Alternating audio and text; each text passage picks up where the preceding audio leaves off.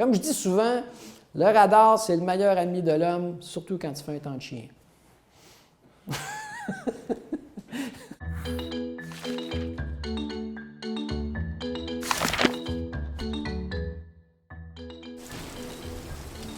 Je m'appelle Pascal Yakouvakis, je suis météorologue et je travaille pour Radio-Canada.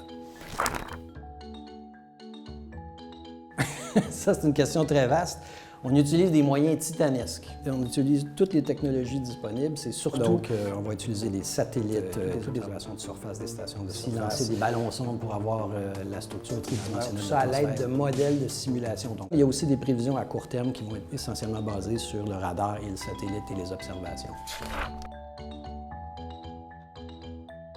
C'est plus difficile l'été parce que les systèmes sont complètement désorganisés. Les orages, c'est des petites cellules super intenses. Ça, c'est très difficile parce que c'est tout petit. Alors que quand on a une grosse tempête de neige, c'est tout le monde qui est touché. Là, le défi pour les tempêtes de neige, c'est les quantités. Il tombe 15 mm de pluie, ils ne s'en rendent pas compte. Mais s'ils tombent 15 cm de neige, puis tu leur as dit qu'il va en tomber 5, ils vont dire « Hey, tu t'es trompé ». Moi, ce que j'essaie de faire, c'est que quand je suis sûr de mon coup, j'en parle. Puis quand je suis pas sûr, j'en parle pas.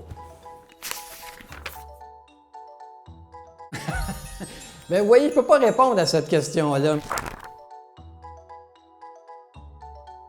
La séquence, c'est que le climat se réchauffe et par la suite, le climat change. On est rendu à 25 tempêtes, parce que des tempêtes tropicales et des ouragans. Normalement, il y en a 11. Ça va de mal en pis, en ce sens que ça va plus rapidement qu'on le pensait au début, donc ça s'accélère. Les 9 années les plus chaudes qu'on a observées sur la planète ont été toutes observées depuis 2005. Le réchauffement il est inégal, c'est pas partout la même chose, mais quand on regarde au niveau du bilan mondial, on voit que la probabilité, par exemple, que 2020 batte le record de 2016, c'est possible. C'est parce qu'on enseigne la météo en français et on a une expertise à l'UQAM. C'est d'aller chercher toute cette expertise-là qui est là depuis quand même longtemps. Donc l'UQAM, c'est vraiment, ça fait longtemps qu'ils font ça, donc c'est solide. Je veux pas que quelqu'un m'écrive et me demande qu'est-ce qu'il va faire pour leur mariage en 6 mois. Là. Réponse, je peux pas vous répondre. Madame, monsieur, je peux pas vous répondre.